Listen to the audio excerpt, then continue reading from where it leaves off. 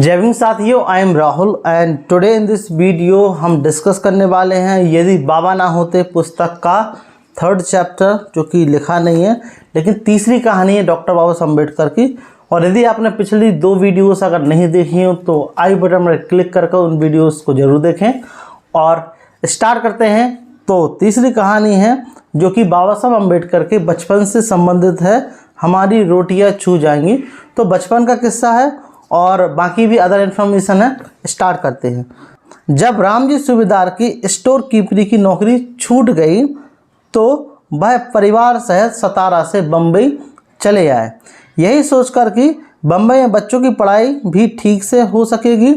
आनंदराव और भीम दोनों बम्बई के एलिफेंस्टन हाई स्कूल के नाम से उसमें नाम लिखवाया उन्होंने। स्कूल किताबों का पढ़ना तो भीम का एकदम अच्छा ना लगता था, किंतु बाहर की किताबों को वह बहुत पढ़ना चाहता था। स्कूली किताबों को तो वह स्कूल के आते जाते समय एक आंख भर देख लेता।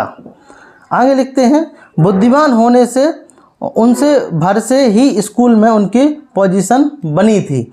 धीरे धीरे बाहरी पुस्तक पढ़ने का शौक़ उनका संग्रह भी करने का शौक़ में बदल गया और वह शौक़ बेचारे रामजी सूबेदार को बहुत महंगा पड़ने लगा। किंतु जैसे भी बनता किताबी संबंधी भीम की हर नई से नई मांग को पूरा करने की कोशिश करते। पुस्तकों का संग्रह करने का यह शौक़ उम्र भर डॉक्टर भीमराव अंबेडकर का साथी बना रहा। बहुत ही कम लोगों के पास अपनी पुस्तकों का इतना बड़ा संग्रह रहा होगा जितना बड़ा संग्रह बड़े होने पर बाबा साहब ने एकत्र किया था।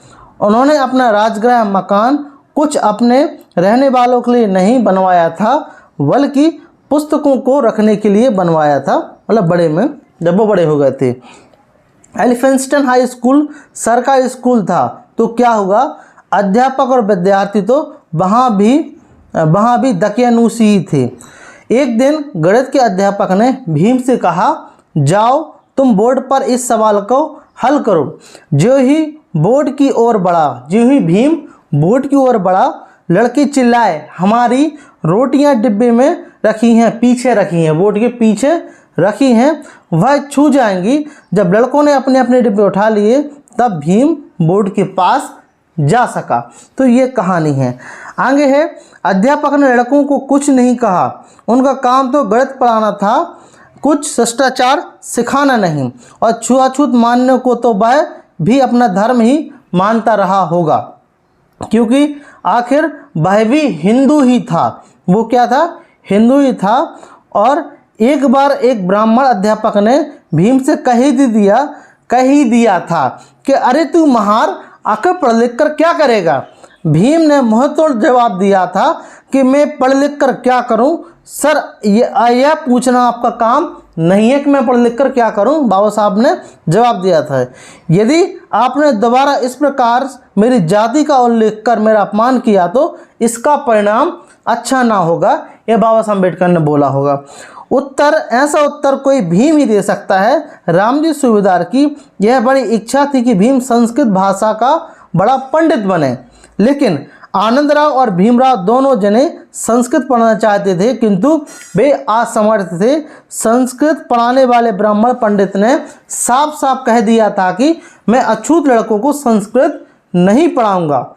ब्राह्मणों को विद्या प्रेमी समझा जाता है, किंतु दूसरों को अपनी भाषाएं सीखने ना देकर ऐसे ब्राह्मणों ने संस्कृत की जितनी बड़ी कुसेवा की है इतनी और किसी ने नहीं की है। तो ये कारण था। आगे कहानी है कि भीम की इच्छा थी कि वह अपने पिता रामजी सूबेदार का भार न बनकर वह अपने पैरों पर खड़ा हो सके।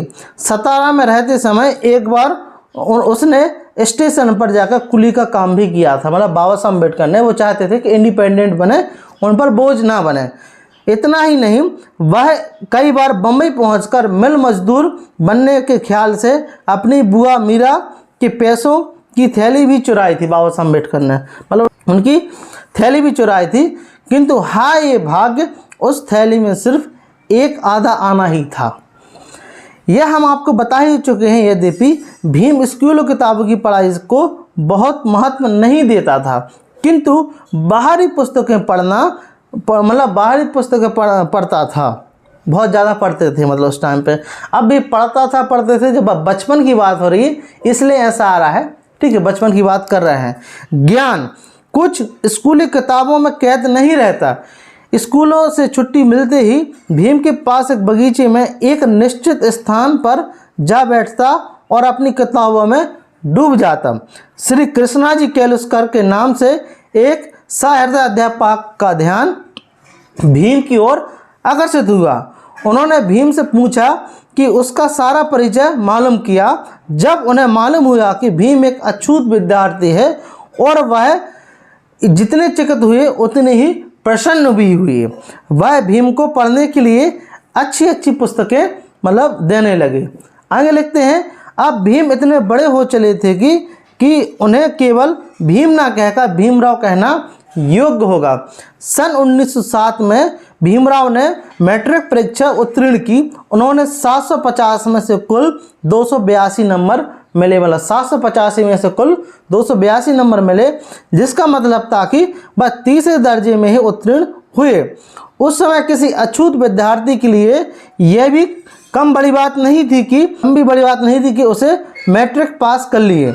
एक सभा की गई, मतलब आपको पता होगा एक सभा की गई जिसमें भीमराव को फूल मालाएं पहनाकर उनका स्वागत किया गया। अगर मैंने वीडियो देखी होगी कि डॉक्टर बाबा साहब अम्बेडकर का बौद्ध धर्म की ओर कैसे परिवर्तन हुआ, तो ये मैंने कहानी बताई जो कि बाबा साहब अम्बेडकर ने बुद्धाय निजधम्मा में लिखा था, जो स्टार्टिंग मैंने आपको बताया था। उस सभा में श्री कृष्णाजी केलुस्कर ने कहा, मैं भीमराव को जानता हूँ, वह एक बुद्धिमान, तेजस्वी और होनहार लड़का है। भीमराव को कॉलेज में दाखिल होकर उच्च शिक्षा प्राप्त करनी चाहिए। उन्होंने अपनी लिखी पुस्तक भीमराव को भेंट की जिसका नाम था बुद्ध चरित्र। हो सकता है इसी पुस्तक ने सर्वप्रथम भीमराव अंबेडकर के मन में भगवान बुद्ध के प्रति श्रद्धा और भक्ति के बीज बोए हों। तो ये कहानी जो मैंने थोड़ा सा बताया कि उस पुस्तक में भी था, बुद्धा इन हिज धम्मा में, जो कि डॉक्टर बाबा साहब अम्बेडकर ने उस समय मेंशन किया था। जब भीमराव एलिफेंस्टन कॉलेज से इंटर की परीक्षा पास हुई तो रामजी सूबेदार को जितनी खुशी थी उतनी ही चिंता थी। क्या चिंता थी? कि उनकी आर्थिक स्थिति ऐसी नहीं थी कि वह भीमराव को किसी भी तरह बीए में पढ़ा सकें। श्री केलुस्कर उस समय बड़े सहायक सिद्ध हुए। कभी विद्या प्रेमी महाराज सयाजीराव गायकवाड़ बम्बई पधारे थे। उन्होंने किसी सभा में घोषणा की थी कि मैं किसी बुद्धिमान अछूत विद्यार्थी को आर्थिक सहायता देने के लिए तैयार हूँ। श्री केलुस्कर को लेकर महाराज की सेवा में उपस्थित हुए और उन्होंने वचन याद दिलाया 25 रुपये महीने की सहायता उन्हें दिलवाई। 25 रुपये सहायता की दिलवाई। कौन से राजा थे? 1921 में भीमराव बीए की परीक्षा में तीसरी श्रेणी में उत्तीर्ण हुए, बीए की परीक्षा में। और इसका कारण यही रहा कि वह कॉलेज की पढ़ाई करते समय बाहरी पुस्तक अधिक पढ़ते रहे। मतलब उन्होंने कोर्स का कम पढ़ा, बाहरी जो पुस्तकें थीं उनको ज़्यादा पढ़ा। कॉलेज में पढ़ते समय भी भीमराव का अछूतपन उनके पीछा लगा रहा। कॉलेज का होटल वाला ब्राह्मण था, वह भीमराव को चाय पीने तक नहीं देता। डॉक्टर भीमराव अंबेडकर का कहना रहा कि स्कूल में मुझे पीने के लिए पानी भी नसीब नहीं होता था। मैंने बिना पानी के कई दिन बिताए। बम्बई के एलिफेंस्टन कॉलेज में यही अवस्था थी। आगे लिखते हैं कि कहावत है कि राजा का तो आदर अपने देश में होता है किंतु विद्वान की पूजा सर्वत्र होती है। इसके साथ इतना और जोड़ देना चाहिए कि भारत में विद्वान की पूजा तभी होती है जब वह विद्वान हो लेकिन उसके साथ अछूत या शूद्र ना हो। भारत की जनसंख्या का अधिकांश अछूत और शूद्र ही है। तो ये हमारा ये वाला चैप्टर था जो कि बाबा साहब अम्बेडकर की थोड़ी सी कहानियाँ हमने पढ़ने का प्रयास किया। बाकी नेक्स्ट वीडियो हम देखेंगे कि बड़ौदा नरेश की छात्रवृत्ति से बाबा साहब अम्बेडकर किस ओर बढ़े, और यह वीडियो में हम कल डिस्कस करेंगे। यदि आपको यह वीडियो अच्छा लगा हो तो प्लीज़ इसको लाइक करें और चैनल पर नए हैं तो सब्सक्राइब करें। साथ ही साथ समता पाठशाला चैनल को सब्सक्राइब जरूर करें। मिलते हैं फिर इसी प्रकार की नेक्स्ट वीडियो में। जय भीम, जय Bharat, thank you very much.